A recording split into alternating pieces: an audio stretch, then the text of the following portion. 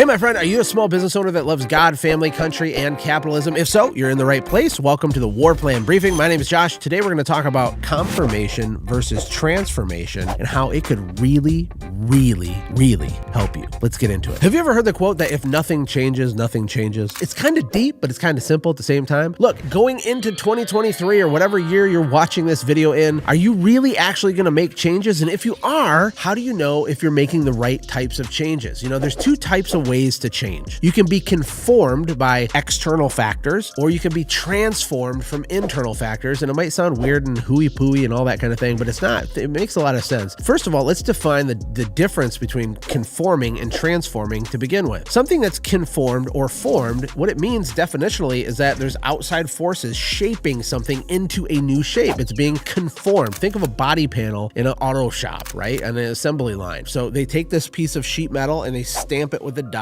and now it's a body panel and it has the right curves in the right spot and the right indentations and the right holes punched out of it. That piece of sheet metal has been conformed to fit whatever the purpose of it is, you know. And as I see people walking through life, you know, glued to their phones, addicted to dopamine, watching Hollywood and all these things, going to the movie theater, what we oftentimes don't understand is that we're constantly being miniaturely conformed to societal ideas, pressures, values, beliefs, and principles. It's happening all the time around you. It's like this external pressure pushing on you to adapt, to change per, you know, the gatekeepers and the overlords' wishes. And that's not a good thing, right? You know, true freedom is being able to live, move, and have your being the way that you want to, and being true to yourself. You know, if there's freedom in Christ and your identity is found in God, that's where it needs to come from. But if you think about it, what kind of effect has that had on you? And bleeds over into business as well. You know, there's this concept of the town elders. There's the way things have been done. You know, around here we do things like this. And these town elders, these entrenched, you know, veterans of whatever industry that you're in, they try to tell you things that aren't true, but they really feel true because everybody just accepts it as true. This is an example of them trying to conform you to fit their narrative, their version of how things are supposed to be. You know, the people that disrupt industries, they don't get conformed, they transform. We're going to talk about that in a second. But do you have a town elder in your industry, in your business, that says you got to do it like this? There's these 3 steps to do it this way. No, you can't do it like that. You can't break that rule. If I had a list, maybe I'll do a video on this in the future, a list of all the times people told me how stupid my ideas were, but I did them anyway, it would be a pretty long list. And most of my success came from those ideas that the town elders said were stupid. The idea here is not to be conformed. You know, the Bible says to be transformed by the renewing of your mind. What does that mean, practically speaking? Well, it means that you need to be transformed, which is inside out transformation, right? It's not the external pressure pushing in on you and shaping you like a body panel. It's you changing on the inside to an extent that you change the reality of matter and energy and relationships. You change the outside world with the stuff that's going on in your inside world. How profound is that? That's insane, right? Be renewed by the transforming of your mind. So how do you do that? Well, it has to do with inputs and outputs. It has to do with what you consume. You know, you've heard the phrase that you are what you eat, and it's true with information too. It's true with the media and any kind of content going into your eyes and your ears. You know, some people call your eyes gates. They call your ears gates because it's a gate. You can open and close it, right? But really, it's like a gate to your house. You know, your mind and what you believe is true is the control operating system for your life, for all of your behavior. I saw this amazing teaching from Myron Golden where he talks about how thoughts that come into our head, you know, unimpeded at all, they just come in, they flood in like little arrows, right? The thoughts, if you let them linger in your head, will turn into beliefs in your heart. And the beliefs that we have in our heart control the actions of our hands. You know, thoughts become beliefs, become actions automatically. Like, this is how it works. If you've seen the movie Avatar, it's all about how you have these meat suits of these bodies, right? And these bodies are running around. They're controlled by a consciousness somewhere else. It's an external consciousness, right? Now, of course, there's the native actual Avatar people that are, you know, natives on the planet, but the humans come in there and they start controlling these Avatar suits. That's kind of like how it works. If your spirit is your software, your body is the hardware. And the beliefs that you have in your heart, in your spirit, at the soul level, okay, these beliefs are what dictate what you do and don't do because they dictate what you feel. They dictate your fight or flight or freeze response with all situations. And I know I'm getting a little deep here, but my point is that you need to be transformed from the inside out. We need to change your beliefs. And the only way to change your beliefs is by curating your thoughts. And we have to close the eyes and the ear gates on things that are not in alignment with who God says that you are. You know, the Bible is truth with a capital T. And it don't matter what other people say or comment on it. It ain't going to change anything. You can believe with your heart, with all of your heart, that the sky is green, but I got a secret for you, my friend. It's still blue and you're just wrong. So here's the thing. I don't want you to be conformed in your small business to the rules the town elders set for you. I don't want you to be conformed in your faith by, new postmodernism Christian ideas that are trying to get you to bend and twist what's very clear if you actually read the book. I don't want that. I want you to be transformed by the renewing of your mind. So you have to control the content and the information that you give permission to speak into your life, because even if you're really strong in your faith and you're strong in your convictions, it doesn't take that long to get a crack in the armor by not monitoring your eyes and your ears and what goes in it, especially in today's world. And last but not least, I want to talk about the concept called be, do, have. The reason I'm talking about conform versus transform, and I want you to be inside out transformed so you can become a wrecking ball and a force to be reckoned with to the world around you, in your community, and maybe your region, and maybe your state, and maybe the nation, and maybe the world. I don't know. How ambitious are you? What has God called you to do? Here's the thing. Be, do, have.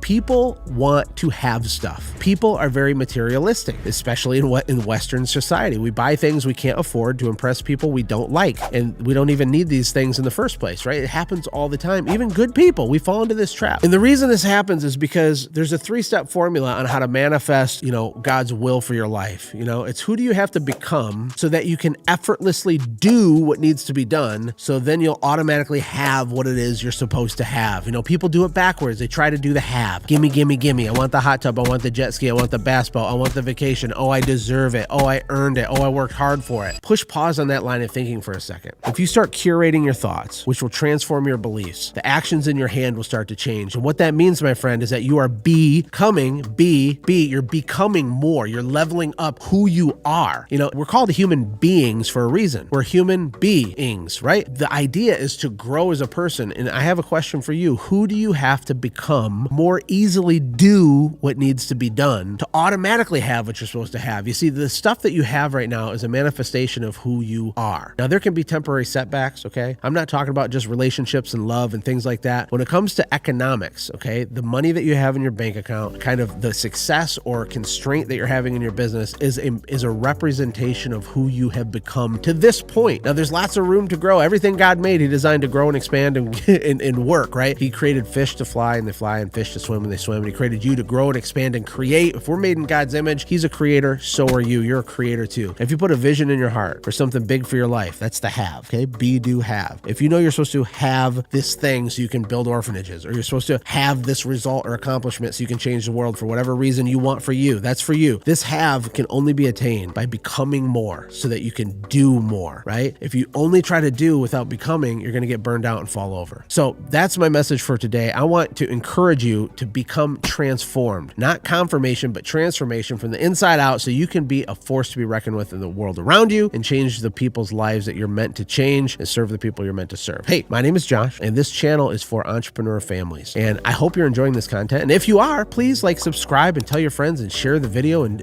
actually do it. Actually do it. Don't just watch it because every single YouTube video says that. If there's value and you've been taking, if you're a taker of value from this, then it's your obligation to share it too, right? That's your payment. That's your fee for entry. Just share it, click it, comment it. I would love to hear from you, hear your story. And until next time, bye for now. Hey, thank you so much for watching. If you enjoyed what you watched, click the video on the left to watch the previous upload. And if you want one of my personal favorites, click the video on the right. And of course, don't forget to hit the middle to subscribe so you never miss an upload. Thank you again for being on this journey with me.